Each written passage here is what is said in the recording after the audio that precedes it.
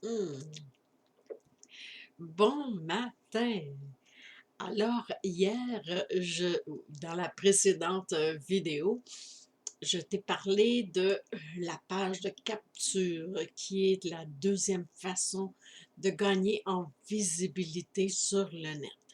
Aujourd'hui, je viens te dévoiler un de mes modus operandi qui est la troisième façon de gagner en visibilité.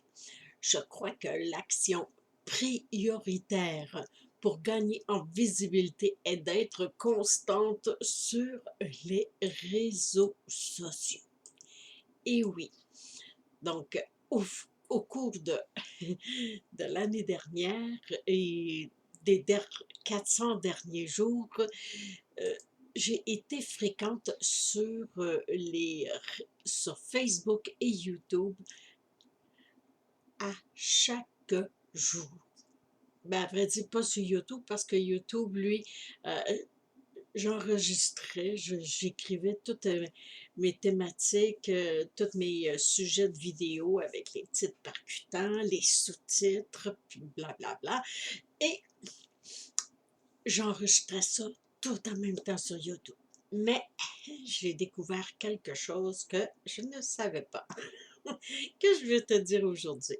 Donc, tu peux croire que cela peut paraître euh, très ardu, le fait d'être fréquente sur Facebook et YouTube, mais détrompe-toi. Comme la structure et l'organisation, ça fait partie de mes expertises, j'ai développé et créé un document Word où est-ce que j'y insère un ma thématique du mois en lien avec un produit ou un service que j'offre grâce à mes expertises. Ça, c'est un. Deux, mes fréquences 2022 sont basées sur les statistiques de ma page Facebook Pro. euh, que tu peux voir sur ta propre page Facebook professionnelle. Tu vas voir dans la bande à gauche, il y a une place, quand tu descends, ça écrit statistiques. Comme ça, tu peux voir les journées où est-ce que les gens vont écoutent le plus tes vidéos et quand. Alors moi, ce sont les mardis, jeudis, samedis et dimanches à 9h et 14h, c'est là où est-ce qu'il y a les plus hauts pics. Alors, j'ai modifié mon à chaque jour par 4 jours à 2 heures précises. Et avant, là, c'était plus que ça. Eh bien, ça allège la tâche aussi. Le troisième point, c'est que j'ai sur ma page fréquence, c'est la liste je me fais une liste de titres percutants, des sujets puis des articles pour mes vidéos que je veux enregistrer. Ça, c'est qu'est-ce qui est le plus important. Euh, Pourquoi que c'est le plus important? Parce que c'est qu'est-ce que les gens écoutent le plus, les vidéos. Mais très peu vont lire des longs articles, là, à moins que le sujet va être vraiment très descriptif comme celui d'aujourd'hui ou de la précédente vidéo, qui était un article qui était quand même assez longue, euh, mais c'était des directives, des étapes à suivre, puis que les gens peuvent mettre en action. C'est que ça, c'est différent là, que de partir dans un récit là, qui finit plus. Moi, personnellement, je ne lis pas les longs articles là, sur Facebook. Là. J'ai pas le temps de ça. Puis ça, là, je ne suis pas la seule qui pense comme ça. C'est que sûrement que c'est ton cas aussi. Le quatrième point, c'est la liste des. Je fais une liste sur mon guide, euh, une liste de tous les témoignages que je reçois et je mets toujours une photo de moi. Pas une photo préfabriquée ou de Non, c'est important de mettre une photo de moi et évidemment de toi quand que tu fais ces témoignages-là avec différentes expressions. Ça fait que c'est une bonne chose de faire une séance photo. Moi, j'ai ma belle-fille qui est venue cet été, puis elle a fait une séance de photos de moi avec différentes expressions, mais aussi je me sers de ma webcam. Ah, faut garder le côté humour, mais aussi dire: «Ah ah, je pense à ça moi. Hé, regarde les beaux trucs que je te dévoile.» Alors, puis qu'est-ce qu'il y a? C'est que les gens sont s'habituent à voir ta bête. C'est important qu'ils voient avec qui est-ce qui leur écrit, qui est-ce qui leur propose, qui est-ce qui leur propose ces témoignages, entre autres. C'est que ce sont évidemment toujours des témoignages qui sont en lien avec ma thématique du mois. J'irai pas mettre des témoignages sur quelque chose que je parle pas pendant le mois, là, parce que mon focus, c'est vraiment la thématique de mon mois qui sont en lien avec mes produits et mes services que j'offre grâce à mes expertises. Alors, là, les témoignages vont être en lien avec des expertises. Le cinquième élément, c'est des citations qui viennent de moi, pas des autres. C'est important. Tu veux que les gens te connaissent, que tu veux gagner en visibilité, ben pas des citations d'Einstein, c'est ce que je faisais au début, des citations des autres qui étaient le plus écoutées pour que les gens partagent. Mais c'est pas vraiment une bonne idée, à mon avis. C'est préférable de d'écrire des citations qui viennent de tes réflexions, des conseils, des trucs, des astuces. C'est ce que les gens partagent le plus. Quand tu demandes de partager une vidéo, les gens ne le feront pas nécessairement. Mais des citations, ça, ils sont plus à l'aise de partager. C'est cool, c'est une image. Une image vaut 1000 mots, mais les mots qui sont inscrits doivent être, les réflexions doivent être quelque chose d'utile, qui fait réfléchir, qui nous amène à notre intérieur. Et ça, c'est très, très important. C'est Qu'est-ce que je voulais dire? Ah oui, les citations, moi, je les monte, bon, dans mon office, j'ai Publisher.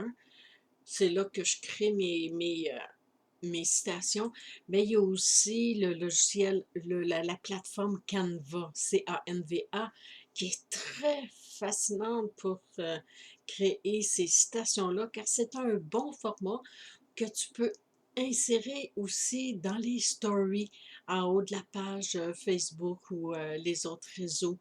C'est que c'est un bon format qui est très visible et qui est vraiment très génial parce qu'il propose plein de choses, des effets lumineux, tout ça, Canva.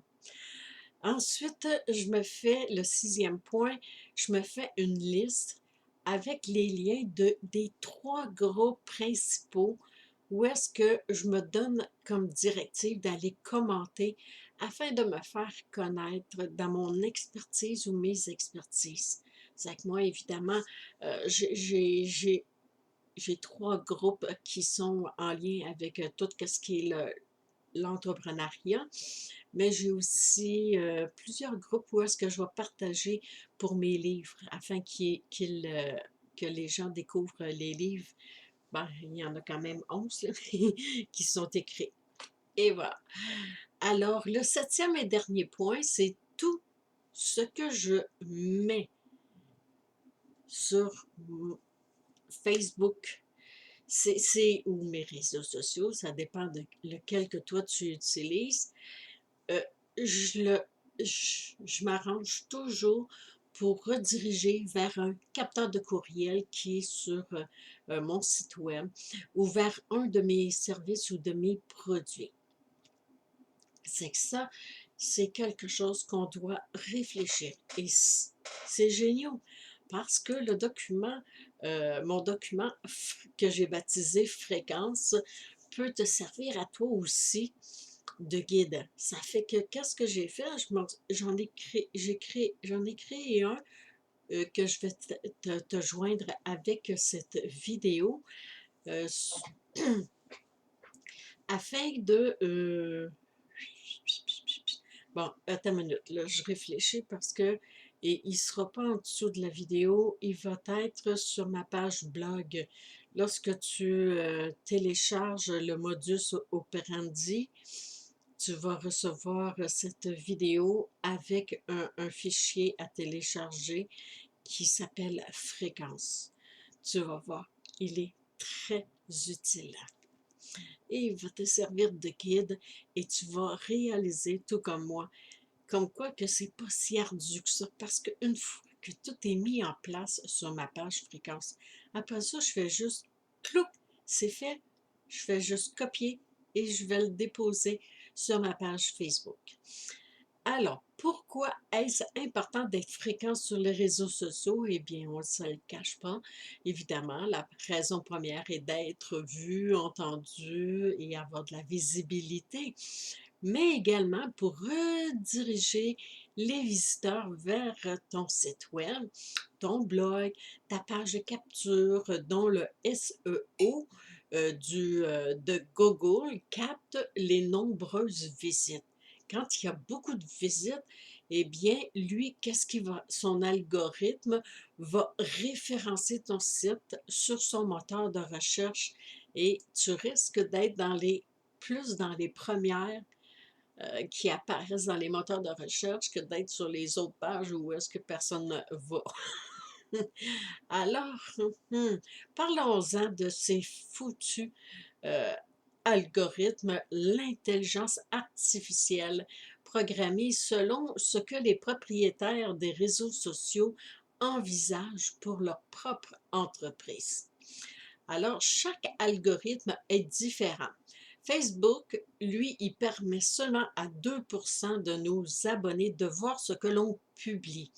Mais il y a des façons d'augmenter ce pourcentage. Ça fait que moi, ben, évidemment, je me suis référée à des experts et j'ai fait plusieurs recherches. Toi, tu n'auras pas besoin de tout faire ça. Alors, je t'ai mis le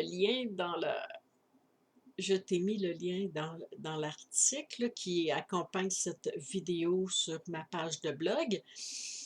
Et eux autres, Digital, euh, ils sont des spécialistes en algorithme Facebook. Je peux aller plus loin, mais déjà là, jusqu'à ce que j'ai vu, c'était comme wow.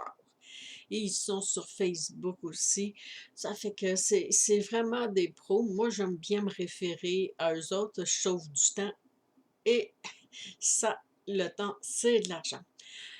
Pour ce qui est de l'algorithme de YouTube, eh bien, l'algorithme de YouTube préfère des vidéos de plus de 10 minutes. Ce qui est pas, ce qui est pas nécessairement ce qui est transmis pour les réseaux sociaux où est-ce qu'on parle de vidéos courtes de 3 à 5 minutes maximum. Euh, Tandis que YouTube, lui, va préférer des vidéos de plus de 10 minutes. Donc, ce sont bien souvent des vidéos de 10 minutes où est-ce qu'on offre un mini-atelier, où est-ce qu'on parle de notre expertise dans plus de détails, où est-ce qu'on dévoile des secrets, des astuces et qui sont très appréciés des YouTubeurs. Alors, aussi, YouTube, l'algorithme, préfère que tu publies euh, tes vidéos à un rythme régulier et fréquent. Moi, ce que je faisais, c'est que j'avais ma liste de toutes mes vidéos, je les enregistrais toutes ici à la maison et après ça, je les envoyais, je les téléversais toutes dans YouTube. Toute la même journée, moi là, ouais, on y va. C'est pas vraiment une bonne idée. Là, je fais toujours tout plein d'enregistrements, sont déjà sur ma page fréquence, mon document que tu peux télécharger.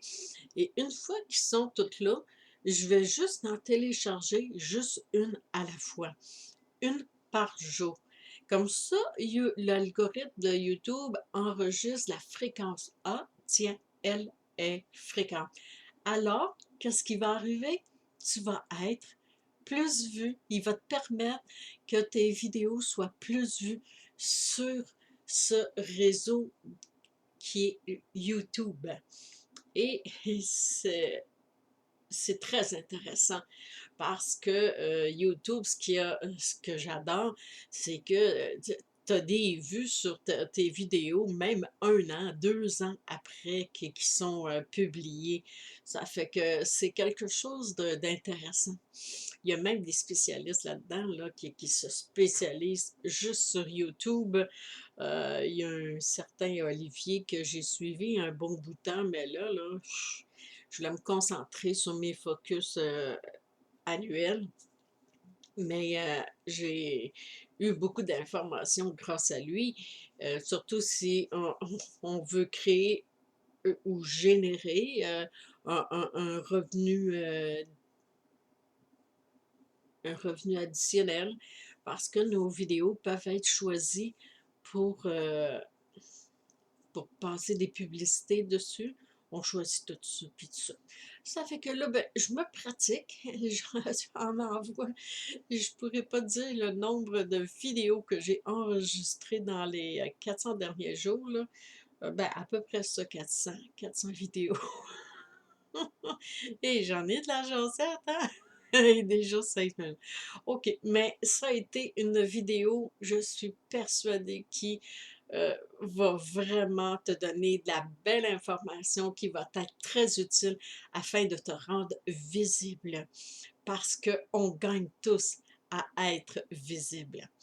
Alors, si tu n'es pas abonné à ma chaîne YouTube, je t'invite immédiatement à cliquer sur le petit bouton à droite pour t'abonner à ma chaîne YouTube afin de recevoir les prochaines vidéos où est-ce que je viens te dévoiler mon modus operandi que j'utilise afin de gagner en visibilité.